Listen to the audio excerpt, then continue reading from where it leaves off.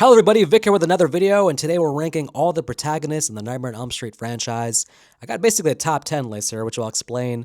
I know there's really basically essentially 9 movies, but 10 protagonists to rank here. You know, the Nightmare franchise has less protagonists than, say, Friday the 13th, which generally would come back with different protagonists every time. The Halloween franchise, most you have Laurie Strode, Dr. Loomis, you know, Rachel Carruthers thrown in there, Jamie Lloyd. But Nightmare basically has more reoccurring protagonists, I would say. More skin in the game, more characters that through multiple movies you're able to invest in. So it has, I think, probably the better protagonist of the three franchises. I think the Nightmare franchise has the better protagonist. So let's get into the list here. Of course, actually, before we do, let me let you know, of course, in the comments, if you want to rank the protagonists or just tell me who your favorite protagonist is overall in the Nightmare franchise, feel free to do so. And if you like the video, hit the thumbs up, the like button, and subscribe if you've not. Okay, let's get in the list. Number 10 well, actually, I want to give an honorable mention first. This character doesn't fit in the top 10. There's a couple, actually. There's a couple of protagonists I want to shout out who don't fit in the top 10, but they deserve an honorable mention for sure. Neil from Part 3. Neil from Dream Warriors. Part 3 has multiple protagonists, so it's hard to actually pinpoint who is the main protagonist. But I'm going to shortchange Neil here and say he's the odd man out. But Neil's a solid character in Nightmare 3. Kind of a disbeliever, skeptical of Freddy early on, but as the movie progresses, as he gets to know Nancy, as he talks more with the kids, by the end, he's not only a believer, but Freddy's mom actually chooses Neil to be the one to communicate with.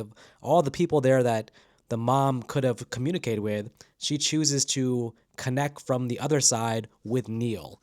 And I think that does make Neil kind of special, the fact that he had that connection to Freddy's mom. There was a missed opportunity to not bring Neil back in the franchise. He never appears again after Part 3. We don't know what happened to him. Maybe it doesn't fit really in Part 4, even though I feel like he'd still have some kind of connection to Kristen, and by proxy then may be there to help Alice as well. But certainly I feel like Part 6, Freddy's dead. You really could have brought things around nicely if instead of, what's his name, Yafin Kodo, that guy who knows all about the dreams and everything like that, that character could have easily been Neil from Part 3. And bringing that back full circle, if Neil was working there at the clinic and he has that past experience with Freddy, man, that would be fantastic. I would have loved that. So he makes the honorable mention list. Also on my honorable mention list actually is going to be John Doe from Freddy's Dead. John Doe from Freddy's Dead, which, man, we hardly know him. He gets killed basically an hour in the film, but has some funny one-liners and feels like a likable character that's kind of underexplored in terms of his backstory. He's the last remaining teen survivor from the entire, I guess, 10-year Springwood massacre. I actually feel like he should have been the main character in Freddy's Dead. They went with Freddy's daughter as the storyline, and that's fine, but I think John Doe, who's set up as the main character in the first half, deserved to survive that film and deserved to be the main character at the end. But his death was shocking, and so I guess you do need an impactful death there, but I would have killed off Maggie and just had had John Doe survive instead. All right, so let's get in the actual list now. Our top 10 protagonists in the franchise. Number 10 for me is actually going to be remake Nancy, played by, I guess, Maria Rooney. Listen, I mean, I'm not a fan of the remake. You're probably not a fan of the remake. 90% of horror fans are not fans of the remakes. Maybe there's 6 people in Idaho who like the remake, but I mean, the remake made a lot of money at the box office, but the backlash and the feedback from the fans was so bad. Imagine me making that much money, but then it not only killed an idea of the Nightmare remake franchise, but they really, Platinum Dooms, they stopped doing damn remakes after that. It killed the whole remake renaissance from Platinum Dunes. That's how bad Nightmare remake was, the reception of that was. Nancy here, I mean, there's a lot going on here. The way the character's written, but then Maria Rooney's performance, which this is surprising me because she would go on to have an amazing career and prove time and time again that she's a great actress, but she just looks like she doesn't want to be here. She looks like she doesn't want to be in this movie. And then it came out later on that it was her worst experience she's ever had in Hollywood. It was so bad for her on set for whatever reason that she almost wanted to quit Hollywood. And that shows on screen. It shows like her facial expressions, her lack of facial expressions. You can say it's method. You could say it fits the character because the character is supposed to be sleep deprived, and like kind of like in a zombie state. So I understand that, but you never really connect with the character because she doesn't seem like somebody like the character is like half asleep, but the performance is half asleep. It's all half asleep. So I just think that for whatever reason she wasn't engaged there. And if she was, maybe the material didn't click with her. Maybe she didn't actually want to be in a horror film. But she shouldn't have signed up for it then because she's a great actress, but she's just completely, I guess, miscast here because she doesn't really give any effort with the performance. Um, I don't know. Remake Nancy has to be the bottom list for me. Number 9 for me is going to be Laurie from Freddy vs. Jason. Boy, do I dislike Laurie from Freddy vs. Jason. And I'm not a Monica Keena hater. I mean, listen, once upon a time back in the day when I was growing up, I was a Dawson's Creek fan. Monica Keena was on Dawson's Creek, so I was a fan of hers from that. There's some other horror remakes she was in later on, years later, that she was also good in. Her character in Freddy vs. Jason spends most of the movie whining and complaining, and for some reason her eyes are always watery, so it always looks like she's 3 seconds away from breaking out in a full-blown cry face. I don't like the character. I don't like the character development. Again, the performance, just always the whiny, complaining, half crying voice. Her and Will together are my least favorite final couple, maybe in all of horror films. That's saying a lot.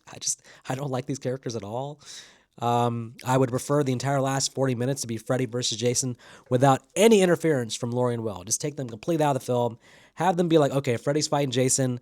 Let's go to IHOP, get some pancakes, and we'll come back to Crystal Lake afterwards and see who won. That would have been more satisfactory for me than seeing them interfere.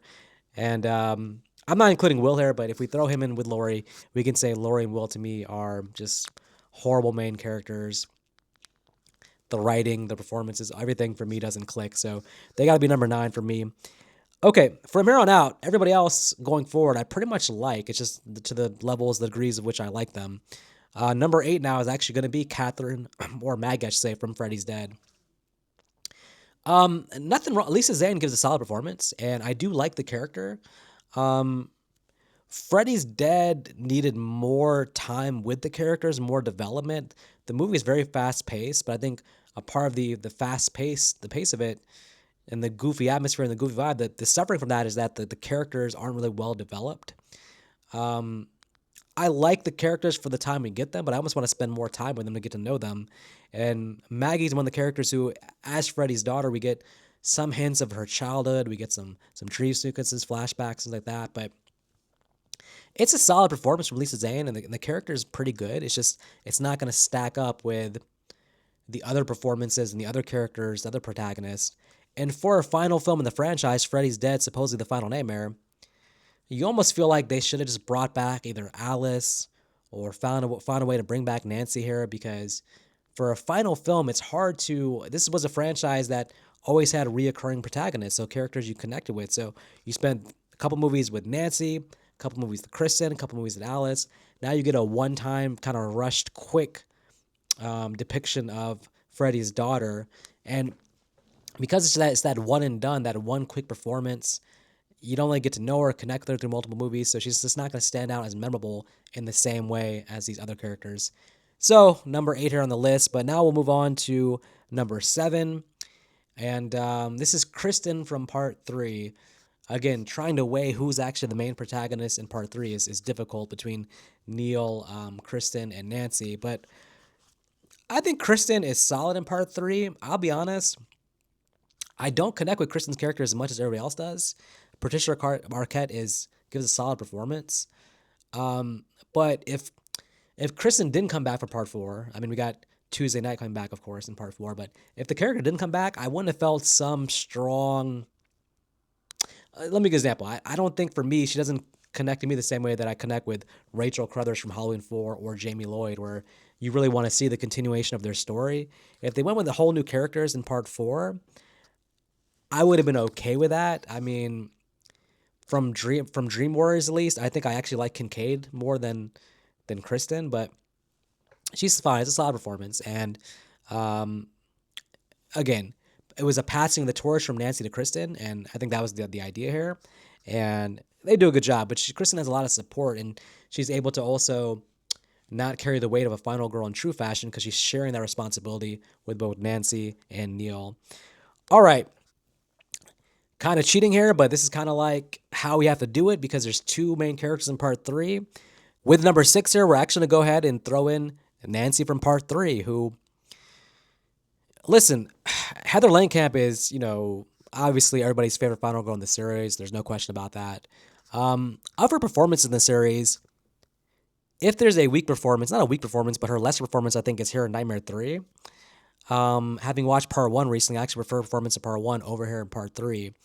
And then for part three, it's not that she's sidelined, but she's sharing the responsibility again with both Neil and Kristen, and they clearly want to pass the torch. So she's not featured as much as a final girl. That's really the main thing here why she's not higher on the list, is because the other versions of Nancy get full-blown final girl, her versus Freddy status, and that's really not the case here. Part three is collectively all about the Dream Warriors taking on Freddy, and Nancy's a great assistance because of her past with Freddy. But she doesn't really stand out as a final girl in this film in a way where I can give her more credit. So I want to be fair to that and say, listen, she's a great final girl in other films, but here she's more almost a side character, a little more credit than Neil, and I wanted her to acknowledge her, so she's on the list here, and that's how we got 10 picks instead of 9. So shout out to Nancy. Heather Langenkamp coming back was a great idea for her to come back, and it makes part one and then part three a great double watch because there's a continuation there. All right, let's get to our top five. These are our top five protagonists in the Elm Street franchise. Number 5 is going to be Jesse from part 2. Jesse from part 2. I mean, it's a completely different type of final girl, final guy performance. One thing is, like I said, the roles are reversed, where we have a guy playing the final girl role, and then the girlfriend is kind of the side character. So that itself is a little bit different. It's always interesting to see in horror films when they go that route. Jesse's character is like different from most guys you see in horror films in terms of like he's not trying to be a badass. He's scared throughout the film. And also Freddy's whole plot with him is it's pretty interesting. I mean, he's trying to basically become one with Jesse, take over his body. And so that could be Freddy's entry into the real world to, as he says, Jesse's got the body, he's got the brain. So, and it's a good performance by the actor. The actor does a great performance in the role. So gotta give Jesse credit. I think that there's a lot of Nightmare 2 fans who really put the movie like very high in the franchise. I don't put the movie that high in the franchise. I'm not like on board with it being like a top 3, top 4 movie in the franchise. But I understand there's a uniqueness to Nightmare 2 that makes it stand out in the franchise. And the performance of Jesse and the character definitely is a standout in a unique way as well. So I got to give props to that as well. So Jesse's your number 5. All right, let's get to number 4. And number 4 for me is going to be Alice in Nightmare 4. I'm a huge Dream Master fan, and I'm a huge fan of Lisa Wilcox. And for me, I like Alice's arc in part 4 is like just fantastic to me. I love that she sort of starts to take on the powers of her friends. As her friends get killed, she slowly transforms into a final girl throughout the course of the film. Like, she's very meek and sort of insecure and shy at the beginning, but by the end, she's a full-blown kick-ass Sigourney Weaver, Linda Hamilton type of final girl. She doesn't get enough, like, Dream Master's doing a lot here in terms of killing off the Dream Warriors in the first 20 minutes, and you're transitioning sort of half an hour of the film, you're transitioning from Kristen as your final girl into Alice. So screen time-wise, character-wise, Alice in part 4 gets shortchanged a little bit because you have to spend the first half an hour bring her in slowly, but still focusing on the Dream Warriors. So that's why she doesn't get the nod here over on other versions, let's say, because she is sort of, given the short end of the stick in terms of screen time and character-wise. But again, by the end of the movie, she is like, to me, one of the best final girls. Like in the second half of the film, Alice is one of the best final girls in the entire franchise, easily. And her whole fight sequence with Freddy in the church at the end, that can stand up to any confrontation that Nancy has had with Freddy. So to me, the character of Alice in general was just a great stand-in transition away from Nancy. I don't think Kristen connected with me in the way that Nancy did, but I think Alice does connect with me in the way that Nancy did. So I think she's one of the best second final girls a franchise ever had. I compare it very closely to like Jamie Lloyd, who took over like obviously Halloween 4 or 5 as like carrying that middle part of the franchise when the main final girl was no longer there. That said, moving to number 3 now, we have Alice from part 5.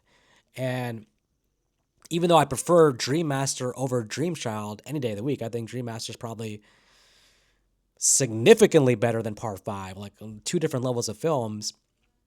Alice is a more defined character in part 5 because we get a full movie with her as the final girl. There's no shoehorn the Dream Warriors into the first 20 minutes here. She's our final girl from the beginning. We also have more of an emotional connection to her because we did follow her from part 4.